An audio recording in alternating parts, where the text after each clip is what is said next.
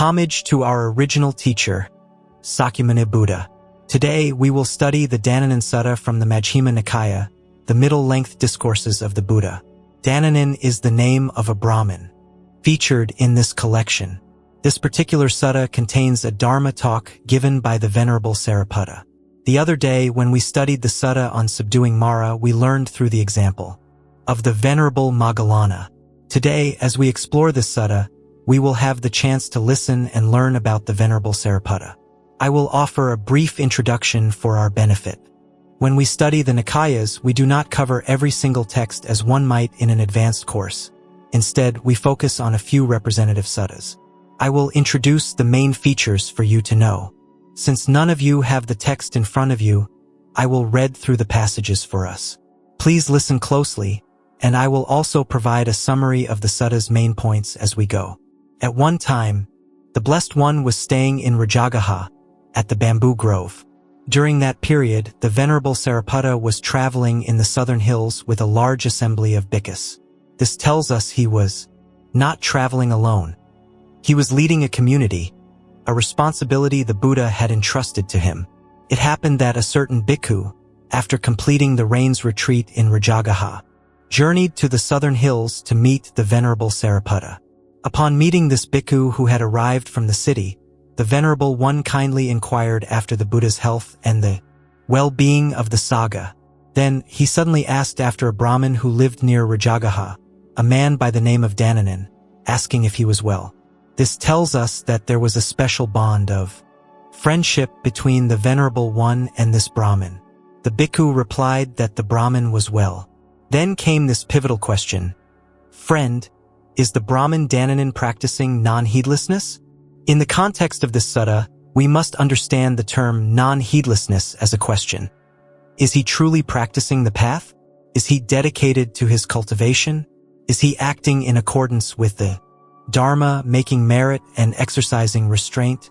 Or is he living a life of indulgence, lost in sensual pleasures? This was the nature of the inquiry. Here is the answer that came back. Friend, how could the Brahmin Dannanan possibly practice non-heedlessness? Friend, relying on the king's authority, he exploits the Brahmin householders. And relying on the authority of the Brahmin householders, he exploits the king. This sentence may sound a bit strange to us. The Brahmin's first wife, who was a woman of faith from a faithful family, has passed away. His current wife, however, comes from a family without faith and has no faith herself. The Venerable Sāriputta then remarked, Friend, this is truly not good news. I will speak with him the next time we meet. Some time later, the Venerable One returned to Rajagaha. The sutta describes a scene where one morning, as he was on his alms round, he came upon the Brahmin who was overseeing his workers as they milked the cows outside the city. Seeing the Venerable One, the Brahmin extended an invitation. Venerable Sir, please drink some of this fresh milk. It has just been drawn. In those days, it was customary to drink it uncooked. The Brahmin urged him to stay until mealtime, but the Venerable One declined. Let us pay close attention to his refusal. Today, I have already finished my meal. I will be resting at noon under the root of a tree. You may come and find me there. So, in the afternoon, the Brahmin Dannanan went to meet him. The Venerable One then questioned him, and he did so with profound directness. Let us pay attention to his style. Dannanan, are you practicing non-heedlessness? Now listen to the answer. Venerable Sāriputta, how can we practice non-heedlessness when we still have parents to support, when we still have a wife and children to provide for, when we still have servants and workers to provide for, when we still have obligations to our friends and companions, when we still have obligations to our blood relatives, when we still have obligations to our guests, when we still have obligations to our ancestors, when we still have obligations to the deities, when we still have obligations to the king. And on top of it all, there is this body, which must be satisfied and nourished. From this very answer, the Venerable One began his Dharma talk. The sermons of ancient times were often highly repetitive. They sound long when spoken, and with today's writing style, we would surely shorten them. But back then, they were delivered at length with frequent repetition to make the teachings easier to remember. Now, Dannanin, what do you think? Suppose there is a person who, for the sake of his parents, commits unrighteous and improper deeds. On account of these unrighteous and improper deeds, the guardians of hell drag him down to hell. In this sutta, we find the term hell guardians. What do we call them now? Hell wardens. Thankfully, our situation here is a little better than that of a hell warden, so we need not worry. So the hell guardians drag him down to hell. At that moment, can he plead, "I committed these unrighteous, improper deeds for the sake of my parents. Please do not drag me to hell"? Or can his parents intervene to save him, to say, "Oh, do not drag my child to hell, for he did these improper, unrighteous things for my sake"? Can such a plea succeed? No, Venerable Sāriputta. This means that even if he pleads, or if his parents plead on his behalf, he will still be cast into hell by the hell wardens. And there he will weep and wail. The answer was just so. The Venerable One poses the problem and compels Dannanin to answer. Throughout this sutta, the method is always the same. We study this sutta to witness the great caliber and wisdom of Venerable Sāriputta. You see, the Venerable Pwa was revered as foremost in teaching the Dhamma, was he not? Among the 10 great disciples, the Venerable Kakana was revered as foremost in debate. And here, Sāriputta is revered as foremost in wisdom. So, how are these three different? We must distinguish them clearly. We are learning about Venerable Sāriputta as the foremost in wisdom. In this sutta, his wisdom is expressed as a remarkable talent for teaching the Dharma. But his method of teaching is to ask questions that compel the other person to answer. Let us pay close attention to this.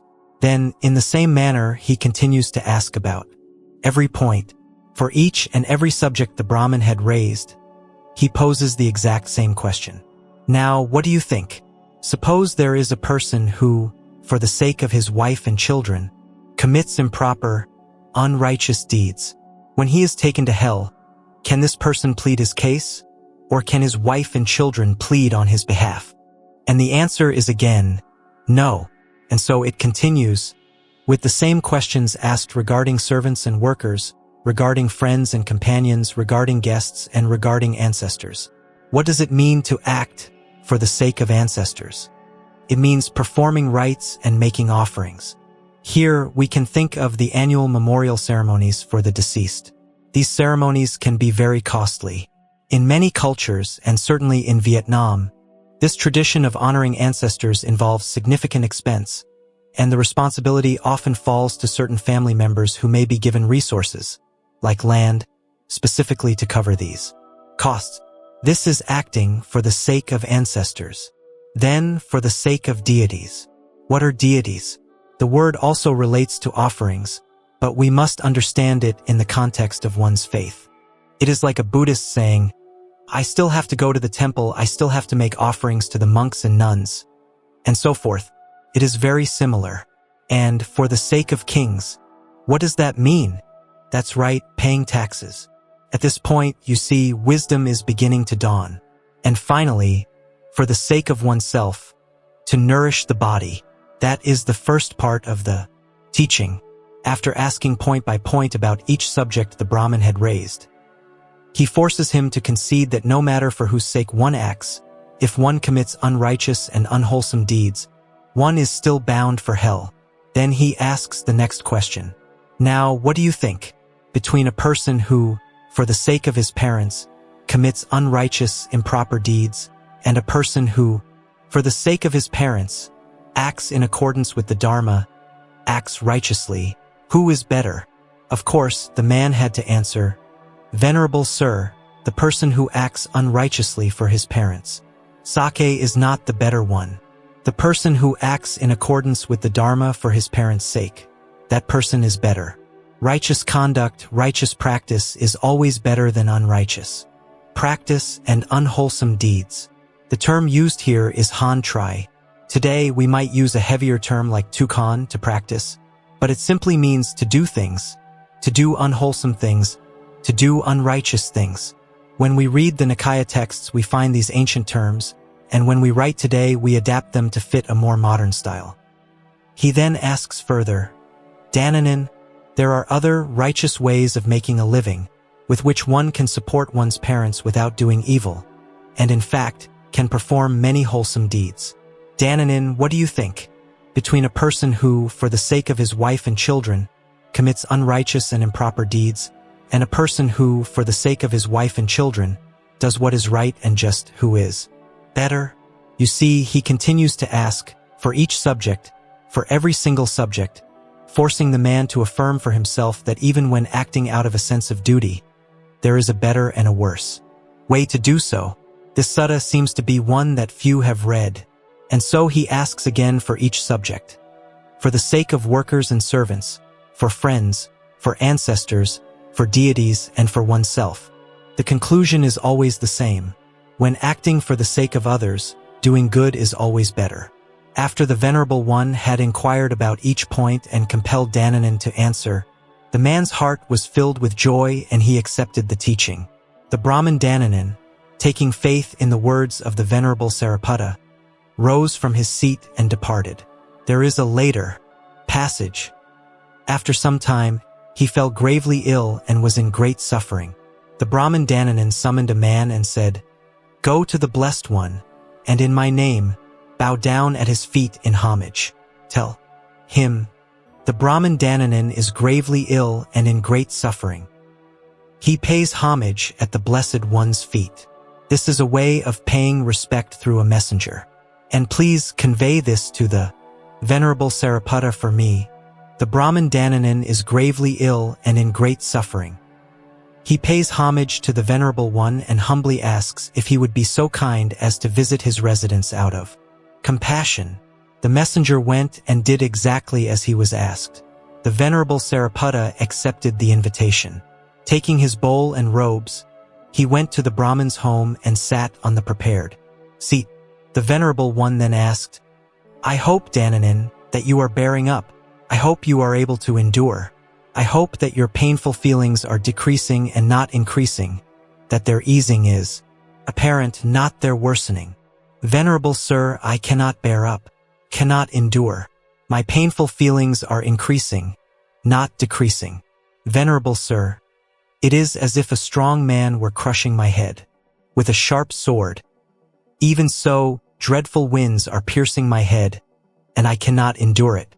Venerable Sir, it is as if a strong man were twisting a stiff leather strap around my head. Even so, the pain in my head is terrible, and I cannot endure it. Venerable Sir, it is as if a skilled butcher were carving up a cow's belly with a sharp knife. Even so, dreadful winds are cutting through my belly, and the agony is unbearable. Venerable Sir, it is as if two strong men were to seize a weaker man by the arms and roast him over a pit of hot coals. Even so, a terrible burning has arisen in my body, and I cannot endure it. He is describing his pain. This kind of pain sounds much like cancer. Hearing this, the Venerable One did not ask further about the pain. He knew the man was near death.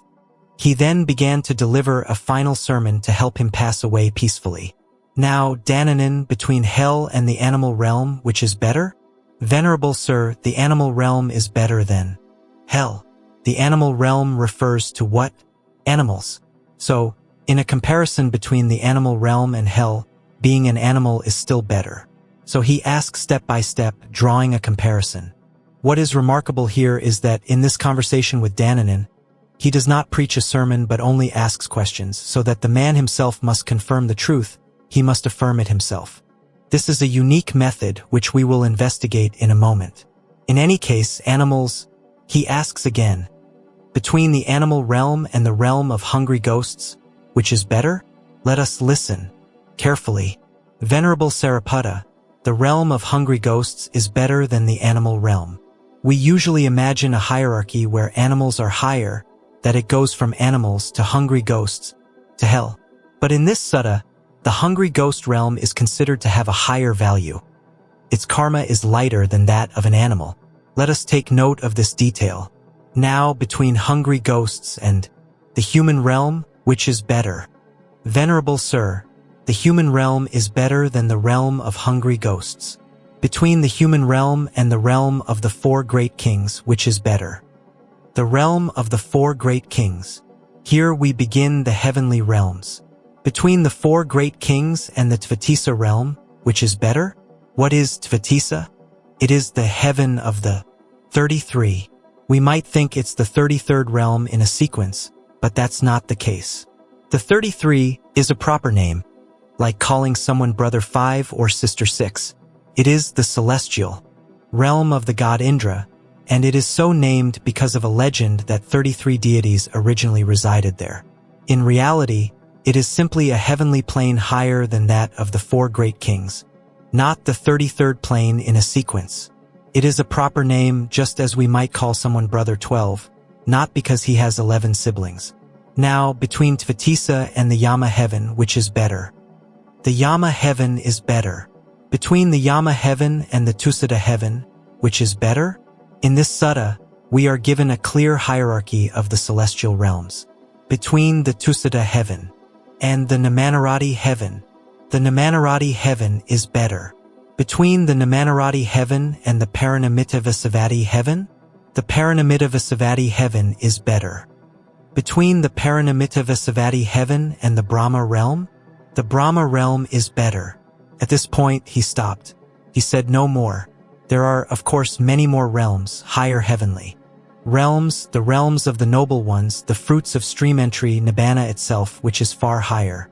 But at this point, he paused. He said no more. He only thought to himself, these Brahmins are deeply devoted to the Brahma world. Therefore, I shall teach the path leading to companionship with Brahma. He then said, Dananin, I will teach you the path to companionship with Brahma, to be reborn in that world. Listen and pay close attention. I shall speak. Yes, Venerable Sir. And what, Dananin, is the path leading to companionship with Brahma? Here a bhikkhu dwells, pervading the first quarter with a mind imbued with loving kindness. Likewise the second, likewise the third, likewise the fourth. So above, below, around, and everywhere, and to all as to himself, he dwells pervading the all-encompassing world with a mind imbued with loving kindness, abundant, exalted, immeasurable, without hostility and without ill will. Now, Dananin, this is the path leading to companionship with Brahma. In the same way that bhikkhu pervades everywhere with a mind of compassion, and with a mind of altruistic joy, and with a mind of equanimity. Have we all heard of metta, karu, mudita, upekkha, loving kindness, compassion, altruistic joy, and equanimity? Have you heard of them? I've heard of them, but I've already forgotten. So you say you have not. What is loving kindness? 2. It is love, a heart full of love. What is compassion? By? It is the feeling of pity that arises when you see sentient beings suffer. What is altruistic joy? Hi. It is the joy that comes from rejoicing in the happiness of others. Not just any joy, not a baseless joy. It originates from the root of love. When you see sentient beings suffer, you must arouse a mind of compassion. When you see them happy and successful, you must arouse a mind of joy. That is true love. Therefore, if you see a sentient being fall flat on the ground in pain and you clap your hands in delight, what kind of mind is that? It is certainly not a mind of compassion. And if you see someone who is successful, handsome, and happy, and you feel sad, that is not a mind of joy. It is its opposite. So there must be a proper cause. We must explain the meaning behind each of these words. For example, loving kindness is love, but it must be unconditional love, a love that doesn't demand to be known or returned. We must add this explanation after each term. Compassion is pity, but we must add, that arises when seeing others suffer. Altruistic joy is rejoicing, but when seeing others achieve happiness. And equanimity, exe, is forgiveness, but when seeing others make mistakes. Those are the 4 immeasurable minds. After hearing this teaching, it was as if a great realization dawned on him, and his heart opened. He said, Venerable Sāriputta, in my name, Please go and bow at the Blessed One's feet in homage and say, Venerable Sir, the Brahmin Dananan is gravely ill and in great suffering. He pays homage at the Blessed One's feet. Then this passage follows. The Venerable Sāriputta, even though there were higher states to be realized, having established the Brahman in the inferior Brahma world, rose from his seat and departed. The Brahma world is the ultimate goal of Brahmanism, its highest peak, yet in Buddhism, the Buddha classifies it as a lower realm. Then the Blessed One summoned the Bhikkhus and said, Bhikkhus, even though there were higher states to be realized, this Sāriputta, having established the Brahman in the inferior Brahma world, rose from his seat and departed. This means that whatever Sāriputta was teaching on one side, the Buddha on the other side knew it all. He spoke these words. Then the Venerable Sāriputta approached the Blessed One, paid homage, and reported the entire matter. The Buddha then said, Sāriputta, why, when there were higher states to be realized, did you establish the Brahman in the inferior Brahma world and then depart? Venerable Sir, I thought to myself, these Brahmins are deeply devoted to the Brahma world. Therefore, I taught the path to companionship with Brahma. The Buddha then said, Sāriputta, the Brahmin Dananan has passed away and has been reborn in the Brahma world. This means that while Venerable Sāriputta was teaching, the Buddha knew the entire content of the lesson. And as Sāriputta was on his way back, the Brahmin passed away, and the Buddha immediately announced it, knowing precisely the place of his rebirth. So that is the sutta. We have heard it through. Now let us begin to analyze its meaning together. We study this sutta to have an introduction to the Venerable Sāriputta. This sutta reveals his spiritual power, his composure, his eloquence, and his great skillfulness. At that time, when Venerable Sāriputta had just come to the Buddha, he attained arahantship within 7 days. When he and Moggallana arrived to meet the Buddha praised them instantly. Even in a large assembly of bhikkhus, he saw the two friends approaching from a distance and immediately raised his voice in praise, saying, What a fortunate and perfectly matched pair of friends. At the time of this praise, both had already attained stream entry, even before meeting the Buddha for the first time. Venerable Sāriputta had met the Venerable Assaji, one of the Buddha's first disciples, and heard him recite the verse on dependent origination. All phenomena that arise from a cause, their cessation too the teacher has declared. Upon hearing this, Venerable Sāriputta had an immediate awakening and attained stream entry on the spot. He then went to Venerable Moggallana and recited the verse again, and Moggallana too attained stream entry right away. These two were truly special. They then led each other to meet the Buddha, who praised them. 7 days later, both attained arahantship. And as soon as they had done so, the Buddha immediately handed them the authority to lead the Sangha. This is something remarkable. If we consider who was ordained first, who was it? The 5 companions of Khandana, correct? And among them, Venerable Khandana was the first to awaken. After them came the Kassapa brothers, not Mahakassapa, but the fire-worshipping Kassapa brothers who, after their own awakening, brought their entire following to the Buddha. And there were many others. So, in terms of ordination order, Venerable Sāriputta and Moggallana came later. But instantly, the Buddha promoted them to lead the Sangha, and not a single one of the senior monks raised any objection. This is the beauty of the noble ones. The beauty of the noble ones is that they do not cling to seniority of age or ordination. They evaluate based on ability, spiritual virtue, and a person's karmic conditions. So the Buddha did not simply choose the one ordained first. In fact, Venerable Khandana was older than the Buddha, as were many of the elders at the time, like the fire-worshipping Kassapas. When the Buddha attained enlightenment, he was only 35 years old, while those men were in their 40s, 50s, or 60s. Yet they all submitted and followed the Buddha as their disciple. And later, when the Buddha chose Sāriputta and Moggallana, the others did not question it because they had all attained enlightenment. There was no jealousy. But today, in our temples, this can still be a problem. For example, the idea that the eldest disciple, the one ordained first, must become the leader and succeed the master.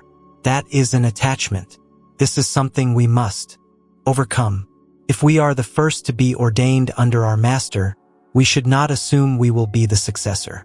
Instead, we should hope that others will come after us, our younger Dharma brothers and sisters who are more talented and virtuous to carry on our master's work. And we must be ready to support them. If Buddhism could be like this, it would be truly beautiful. But our Buddhism is still plagued by severe division. One person accomplishes a great work for the Dharma, and many others gather to oppose it. Our Buddhism suffers from this. I don't understand why this strange phenomenon exists. On the outside, people are already attacking Buddhism. Then, from within Buddhism itself, we attack one another. Let's put it in worldly terms. Imagine there is a man in Buddhism who is not a perfect person. He has his faults. But alongside those faults, he accomplishes many things that benefit the Dharma. If we are Buddhists, what should we do? We should find a way to support him so he can continue to benefit the Dharma, right? But our Buddhism has a weakness. We ignore the beneficial things he does and focus only on finding his faults in order to attack and weaken him. That is a great weakness. And even when there are no faults, they are invented just for the sake of an attack. That is also a weakness. I don't know why the perspective is so narrow. People only see what's inside their own small circle and compete for status, failing to see the many external forces and plots that are trying to undermine Buddhism. So this is something the next generation, you nuns, you young monks, must overcome. Never open your mouth to attack your ordained brothers and sisters, no matter where they are in the world. Protect the Dharma by following the example of the Sangha in ancient times. So it is said there is wisdom. Here we distinguish between the foremost in teaching the Dhamma of Venerable Pwa, the foremost in debate of Venerable Kakana, and the foremost in wisdom of Venerable Sāriputta. Wisdom, of course, allows one to teach the Dharma, and Venerable Sāriputta taught brilliantly. The Buddha often entrusted him with this task. But wisdom extends far beyond the realm of teaching. It has many other facets that don't involve speaking at all. Wisdom manifests in countless ways. For example, when a problem arises in the Sangha, wisdom is the ability to handle it reasonably, to arrange and settle everything. When matters are brought before the Buddha or the Sangha involving kings or hostile forces, wisdom is knowing how to skillfully manage and resolve the situation. In all the practical affairs of life, arranging where the Sangha should spend the rain's retreat, ensuring there are enough provisions, it takes wisdom to solve these problems. Monastic life is not easy. Let us not imagine that one enters a temple and all worldly concerns vanish, leading to a life of leisure and peace. It is not like that at all. Anyone who has been ordained knows this. Is it peaceful in the temple? For one to say it is peaceful means they are a super being. As for me, I find it exhausting. In a temple, there are 100,000 things to do. Beyond the immediate duties, one must think about the long-term destiny of the Dharma, the well-being of humanity, the fate of all sentient beings. There is so much to do, it is incredibly arduous. Just dealing with immediate problems skillfully and reasonably is already a great challenge. All of this requires wisdom. This wisdom makes a person a skilled practitioner. It allows them to see their own faults, to maintain self-control, and to make rapid progress on the spiritual path. That is wisdom. Wisdom manifests as eloquence and the ability to teach the Dharma. It manifests in how one skillfully interacts with one's spiritual brothers and sisters and with lay supporters, bringing peace and stability to the community. It manifests in the ability to organize and manage countless situations and circumstances. And there is an even deeper wisdom, the ability to see many steps into the future, to know what must be done for the long-term benefit of all. This point is difficult. I intend to speak more on this when I lecture on the perspective of Buddhist affairs. But today I will share a brief story. Earlier, on the way here in the car, I saw something that brought this to mind. It was a simple image. Imagine a road with 2 lanes, divided by a center line. We must drive on the right. I saw a person on a scooter trying to cross the road. When he reached the center, he looked to his left and saw it was clear, no cars coming. So he started to cross. It was only after he had begun to cross that he looked to his right just as our car was arriving. He became flustered and couldn't get across in time, and with other cars approaching from ahead, he was dangerously squeezed in the middle. In that moment, I thought he only looked one step ahead, not two. When crossing the road, he looked one way but didn't bother to glance the other way first. He saw an opening and went immediately. He was living one step at a time. This person is what we would call short-sighted. From the very beginning, one must look 2 steps ahead. Glance left, it's clear. Glance right, it's clear. Then cross. One must anticipate that after crossing the first lane, one will have to face the traffic in the second. But he didn't look 2 steps ahead, only one. And in life, looking only 1 step ahead is a very shallow way to live. This is not a person of wisdom. This is a simple matter of crossing the street, but it reveals much. I do not believe such a person will find great success or live a deep and meaningful life. Even in a small matter, their vision is shallow. I hope I am not offending anyone. When you cross the street, please take the trouble to look 2 steps ahead. In life, there are countless situations just like this. A person of wisdom who only sees 1 or 2 steps ahead is not very wise at all. When we approach a matter, we must be able to see 7 or 8 steps into the future. Before we act, we must anticipate the consequences. If I do this, what will happen next? And how will I respond? And if I respond that way, what will follow? We must be able to see 5 or 6 moves ahead before making the first one. That is wisdom in daily life. Those who lead the Sangha must possess this kind of wisdom. They do one thing today, but they must anticipate how it will affect the Sangha for many years to come. Will this action bring sustainable benefit? Will it help the community endure? That is wisdom. These things are difficult. Please pay attention to this and practice it in your life. Whenever you are about to act, pause and predict what will happen as a result. Start by thinking 1 step ahead. Then practice thinking 3 or 4 steps ahead. Practice and mature gradually. None of us are children anymore. We are growing up, and we must bear the responsibility for the Buddha Dharma. So whatever you do, you must think 5 or 6 steps ahead. But for now, just practice thinking 2 or 3 steps ahead for me. For example, if the temple is going to harvest rice tomorrow, you must think, what tools will we need to bring? If it rains, what is our plan? If it doesn't rain, after the harvest, what is the next step? Who will stay to guard the rice? Who will return to cook? Who will bring food to the workers? You must map out the entire plan from morning until evening and prepare for multiple contingencies. That is how an adult works. Even as a junior member of the community, you must practice thinking in this way. That is wisdom. Many monks in the southern tradition believe that in his final years, the wisdom of Venerable Sāriputta was equal to that of the Buddha. This is a belief held by many in the Theravada tradition. Whether we accept it or not is up to us, but it is a widely held view. And when the 2 great disciples entered Parinibbana, the Buddha made a profound statement. He looked at the assembly and said, "This assembly, without Sāriputta and Moggallana, feels empty to me. It is like a sky full of stars, but without the moon." Do you remember this? He said such things. And this was at a time when there were countless arahants among his disciples, each one possessing psychic powers and transcendent wisdom. And yet, the Buddha said the assembly felt empty, like a sky with stars but no radiant moon. The fact that the Buddha himself said this reveals how immense their talent was, how indispensable they were to him.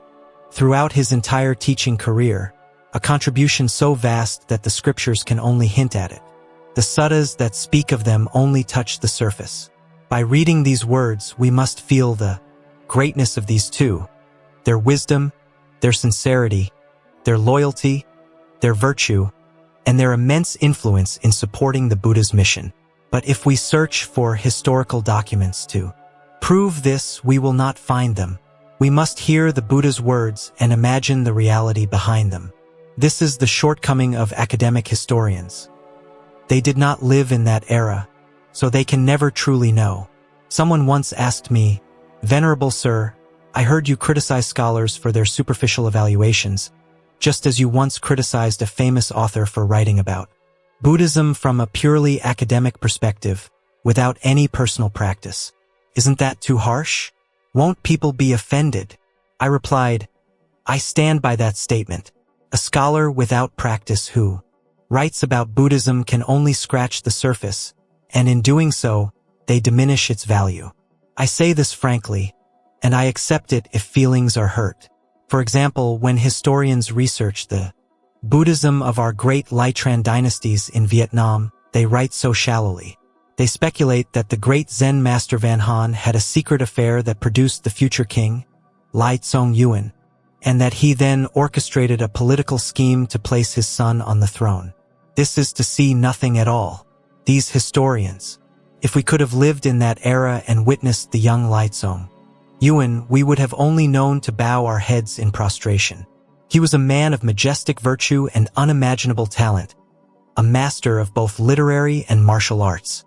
And even that description is too shallow because beyond these skills, he had attained deep states of meditation. He had prophetic abilities. He was a master of strategy, tactics, and supreme martial arts. He was not an ordinary person, and the Zen masters who taught him were themselves masters of every art and science. This is the kind of lineage that produced our ancestors.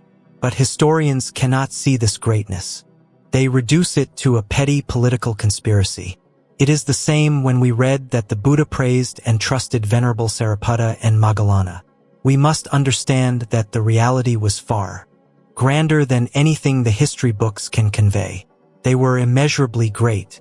We see that they attained arahantship, and many other disciples also attained arahantship. But the Buddha immediately gave the leadership to these two. This means that even among arahants, there are many differences. Let us not imagine that all arahants are identical. In what are they the same? In their demeanor, calm, serene, gentle. In their power of concentration, able to reach the highest meditative states. And in their psychic powers, the ability to know past and future lives. These three things are the same, but in countless other ways they are different. Their personal vows are different, their wisdom manifests differently, their skillful means of teaching are different, and sometimes even their viewpoints are different. For example, Venerable Mahakassapa and Venerable Phwa had different views on how the monastic discipline should be maintained after the Buddha's passing. Venerable Mahakassapa, out of a desire to preserve the teachings exactly as they were, advocated for keeping every single rule without change. Venerable Phwa argued that the Buddha himself had said minor rules could be adapted to the times. They were both fully enlightened arahants, yet their perspectives differed. Who was right? We are not in a position to judge. Only a Buddha could say. Now, let us turn back to the sutta and look at the relationship between Buddhism and Brahmanism. We see that the Brahmin Dananin followed Buddhism. He paid homage to the Buddha and studied with arahant bhikkhus. This shows that, at that time, Brahmins did not necessarily see Buddhism as a rival religion. Brahmin was primarily a high social caste, not a rigid, sectarian religion that was inherently opposed to the Buddha's teachings. Many suttas show Brahmins coming to learn from the Buddha freely.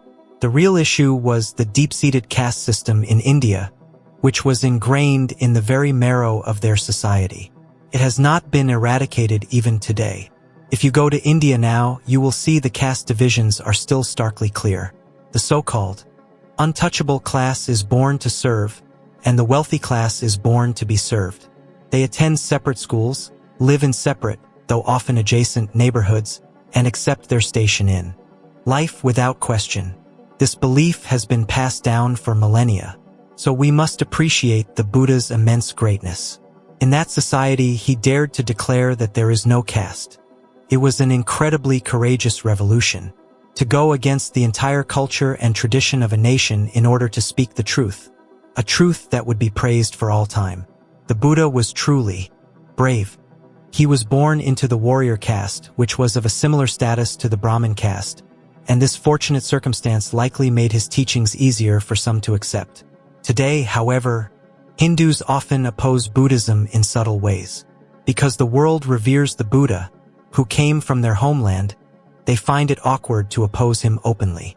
So they have incorporated him into their own pantheon as the seventh incarnation of their god Vishnu.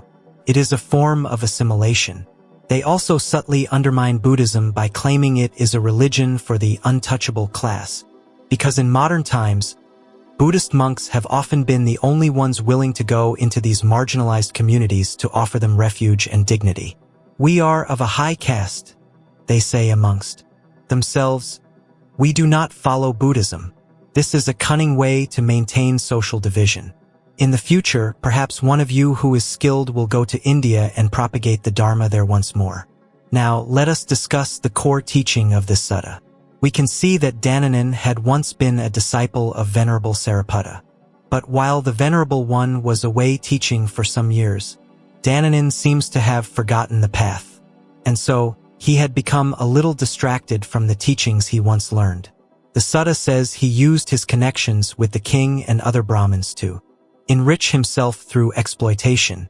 If he was willing to exploit the king and his peers, how do you think he treated his workers? Not well at all, we can be sure. But the sutta doesn't mention them, because in the India of that time, the exploitation of laborers was considered normal. They had no right to complain. The most profound part of the sutta is Dananan's excuse when he is asked if he is practicing with heedfulness. This sutta is so brilliant because Dananan speaks for all of humanity for all time when he offers his justification. I have to do these things because I have a family to support. I have a wife and children, parents, and endless responsibilities in the world. Therefore, I must do whatever it takes to make money. It is a familiar plea. We might ask a fellow Buddhist, have you been able to meditate lately?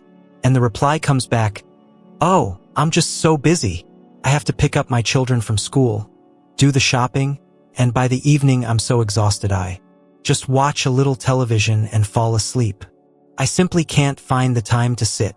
In just the same way, Dananan offered his own reasons. His list of duties included many schemes and unwholesome business practices. It is like meeting someone who says, I have to run a hostess bar. Goodness, why? Oh, I have so many children, and my parents are old and sick. I have to do it for the income. It may sound absurd, but people offer such justifications. All of these actions, doing unwholesome deeds, failing to practice the path, are what is meant by heedlessness. And the excuse is always the same: for my family, for my duties. But what is the truth? It is doing unwholesome things to get rich, smuggling, tax evasion. If I paid all my taxes, how would we survive? The reasoning is the same today. But we also see a virtue in the Indian people: their honesty. Dananan does not hide the truth. He adds, and also there is myself. This body must be satisfied and nourished. How can I practice? I am too busy getting rich. They are honest. Even today they are honest. If you deal with them, they will trust you. That is why one historian wrote that the Indian people are strangely honest. He gave the example of a court case where two enemies are in a dispute. The judge asks one man, "Did you borrow money from him?" The man replies, "Yes, I did." If he had simply said no, his enemy would have gone to jail. But he would not lie even to an enemy. They are truthful. So whatever the law says, they follow it. They do not commit crimes lightly. It is a gentle and patient culture. Now, notice how the Venerable Sāriputta responds. After hearing this confession, he does not criticize or scold him. This is a crucial lesson for us in how to teach the Dharma. When someone admits their fault, our job is to help them see why it is a fault, not to sit there and condemn them. We must guide them to their own realization. That is the skillfulness of the Venerable One. If someone comes to you and confesses, "Yesterday I stole a chicken and ate it," do not scold them, "You cruel thief, don't ever come to my temple again." That is not the way. Instead, we should ask questions just as Sāriputta did. "My friend, if someone were to steal from you, would you feel upset?" "Yes, I would." "If you were the chicken and someone were to cut your throat, would you feel pain?" "Yes, I would." Then you ask, so, was that action good or bad? Let them answer. Do not stand there pointing your finger. When someone admits their fault, they have already taken a good step.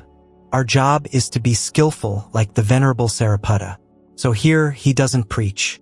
He simply asks questions that compel the Brahmin to admit the truth. This is wisdom. He makes his point.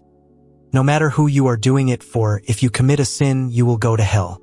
Then he forces Dananan to agree that it is always better to do a noble thing for others than an unwholesome thing. For example, to support your parents by becoming a servant for someone else, no matter how arduous, is a noble act of filial piety. To support them by stealing is a shameful act. Often, the right thing to do, the way to help our loved ones without creating bad karma, requires us to endure hardship. If we have a lot of merit, life may be easy. But if we do not, and we still have many responsibilities, we must accept the hardship that comes with righteous living. This is something we must remember when we teach our lay followers. Encourage them to be strong and uphold the ethics of Buddhism. Do not let them say, for the sake of the Dharma, I must donate to the temple, so I have to engage in deceitful business practices. That is dangerous. There is another layer of karma here. A woman once asked me, why are all my children so well behaved, except for one who is rebellious and difficult? I replied, perhaps in a past life you relied on him to protect your family. Maybe he was a local ruffian, and when someone was bullying you, you asked him for help. He used his aggression to defend you. Now, because of that karmic debt, he has been reborn as your son, and you must endure his rebellious nature. Or why is there a family member who is disabled their whole life and needs constant care? Perhaps in a past life, that person worked as a butcher to earn money to support you. Now, as they experience the result of their karma, it is your turn to care for them. The people we owe the most to are often the ones who cause us the most suffering. If you do unwholesome things now to support your loved ones, you are only ensuring their suffering in the future, when they will have to care for you as you experience the painful consequences of your actions. It is far better to endure hardship now and live righteously, so that your loved ones may have peace in the future. This relates to the principle of right livelihood in the Noble Eightfold Path. When the Brahmin listed all his duties, to parents, wife, children, servants, friends, guests, ancestors, deities, the king, he was describing the web of interconnected responsibilities that we are all born into. No one can escape it. Some duties are obligatory. If you do not support your parents or your children, society will condemn you as immoral. Other duties are voluntary, born from the compassion in our hearts. When you see a neighbor in need, you feel a pang in your conscience. No one forces you to help, but your own heart cannot bear to do nothing. When I heard a story about a man who simply stood sighing as he watched people fall into a flooded pothole on the street, I could only think, why just stand there lamenting? The moral thing to do is to find a stick or a branch to mark the spot, to warn others of the danger. To see danger and do nothing, even the law considers that a crime. Our lives are bound by these duties because of countless lifetimes of karmic connections. We have received help from others, and now we owe help in return. Anyone who lives in this world and cannot see these responsibilities as clearly as the Brahmin did is living a very shallow life. After hearing this sutta, each of us should reflect, to whom am I responsible? What are my obligatory duties and what are my voluntary ones? Faced with these duties, we cannot run away. To do so is to run from karma, from justice itself. Therefore, the idea of entering a monastery simply to escape the world and find personal liberation is a great mistake. To retreat into a quiet hut, free from all troubles, is to run from your debts. I have taught this to lay people many times. Imagine a person who is in debt and must work for a master to pay it off. When will he be free? When the debt is paid in full. It is the same for us. We are all indebted to this life. Sisters, do you agree with me that we are indebted to this life? Do you? Audience? Yes. Why is that? Perhaps it's because we feel it intuitively, like in the lines of a poem that speaks of owing a debt. Even to the autumn season for its falling leaves, we must repay our debts. Only when the debt is paid can we be truly free. The word for freedom can also mean liberation. Only when we have paid our debt to the world can we be liberated. Therefore, the wise person does not run. The wise person devotes themselves to serving everyone, to repaying their debts. They work tirelessly for the world, for the Dharma, and at the same time they quietly and diligently practice meditation in secret. That is the wise person. That person will attain liberation. If you only serve the world but do not practice meditation, you will simply become a creditor in the next life, and others will have to serve you.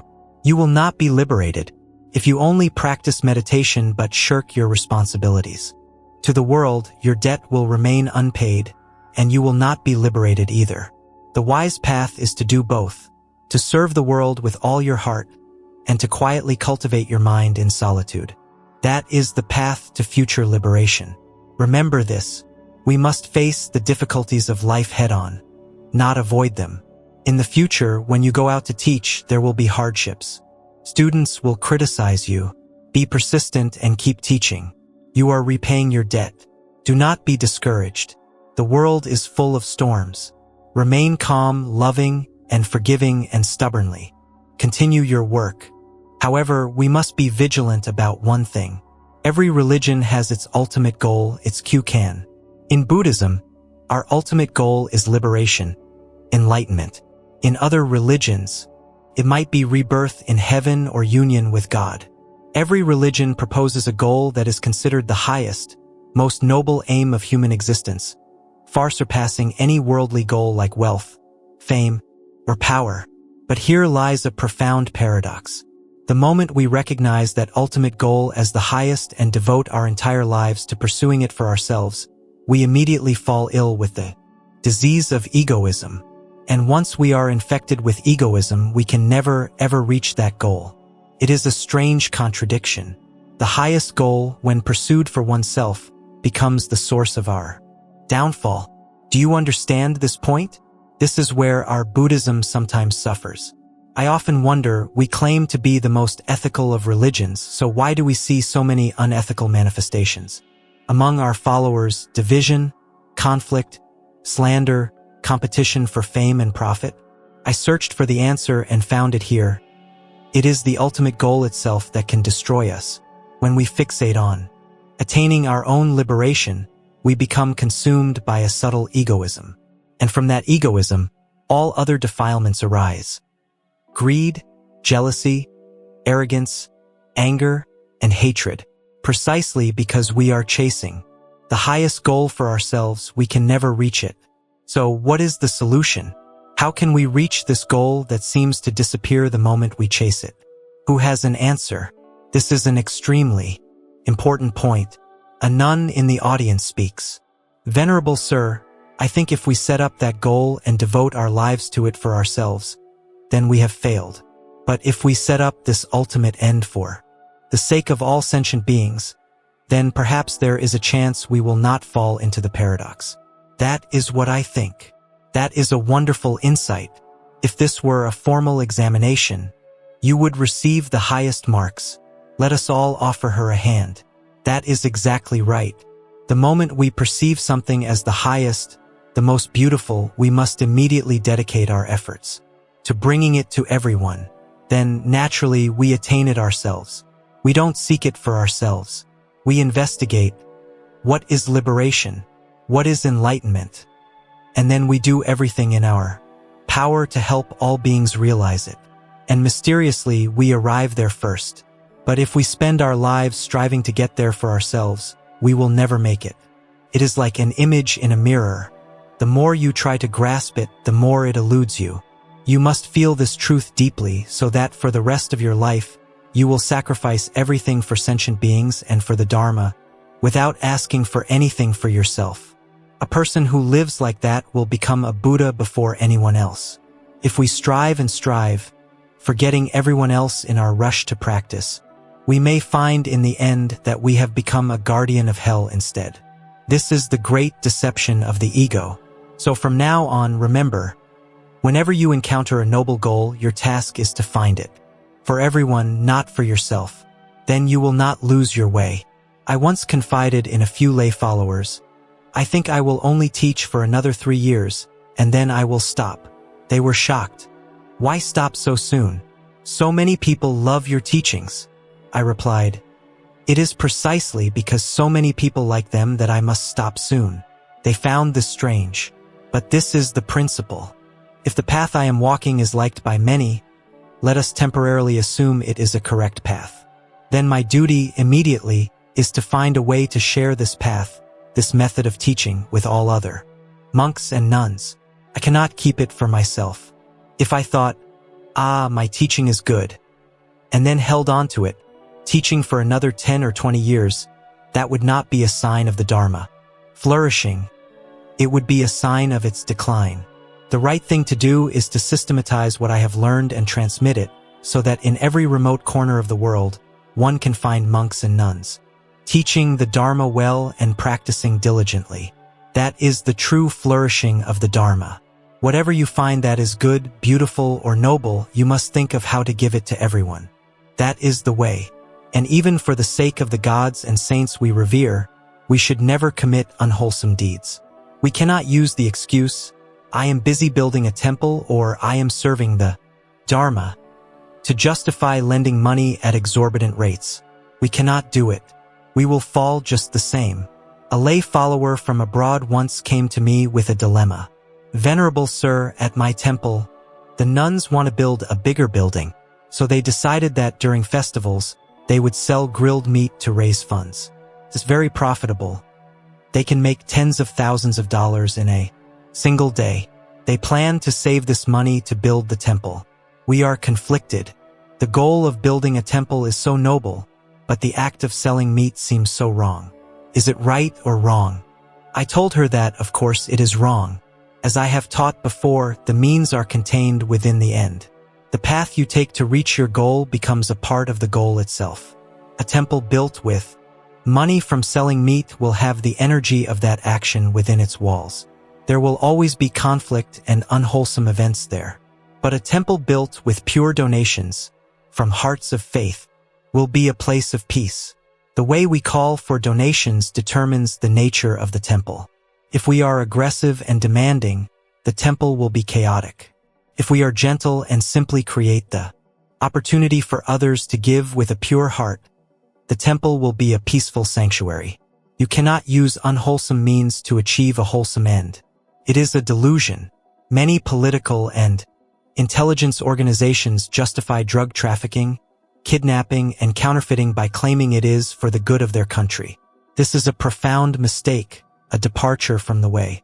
In the end, Dananan fell ill with what sounds like cancer, perhaps paying the karmic debt for his past unwholesome actions in this very life. And he was taught by the Venerable one last time. We should note that after their first conversation, Dananan must have practiced for some time. He changed his ways and began to live a righteous life. Because of this merit, at the end of his life, when he heard the teachings on the Brahma world, he was able to direct his mind, to fill it with loving kindness, compassion, joy, and equanimity. And because of this final wholesome intention, combined with the merit he had cultivated, he was reborn in the Brahma world. A final detail to note: hungry ghosts are considered a higher realm than animals. This is because, in that state, they are still considered a form of person. When we die, if we are not reborn in a heavenly realm or a hell realm, we might exist as a spirit. A spirit is still a type of human consciousness. Some have merit and are cared for by their descendants, while others lack merit and suffer from hunger and thirst. But because they retain a human-like consciousness, their state is considered more valuable than that of an animal. The Venerable Sāriputta stopped at the Brahma world because he had the wisdom to gauge his listeners' capacity. He knew that if he spoke of higher states, like the stages of enlightenment or nibbana, the dying man's mind would become confused and unable to focus. He would lose the benefit. It was far more skillful to stop at a goal the man could understand, aspire to, and joyfully direct his mind toward.